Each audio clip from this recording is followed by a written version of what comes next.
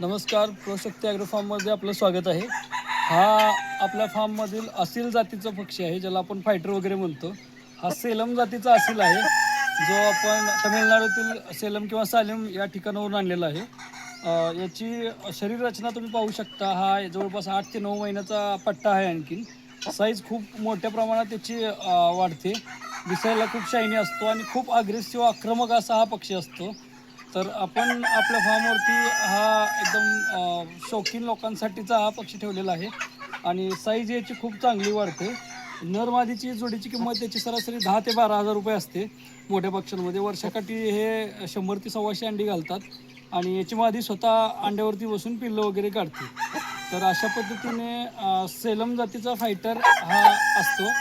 तर आपल्या फार्ममध्ये आपण याचं संगोपन केलेलं आहे. खाद्याचं कसं नियोजन असतं? खाद्य याला संपूर्ण गावरान कोंबडीसारखं लागतं. मका, ज्वारी, गहू, बाजरी वगैरे आपण याला टाकू शकतो.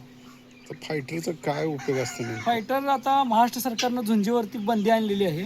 आता सध्या तरी फक्त लोक शौक म्हणून पाळतात. याला ही एक खूप जुन्या प्रजातीपैकी कोंबडीची एक जात आहे. त्यामुळं ही लोक शौकीनं किंवा आवडीनं पाळतात. तमिळनाडू, आंध्र प्रदेश या भागामध्ये याचं सर्रास पालन केलं जातं.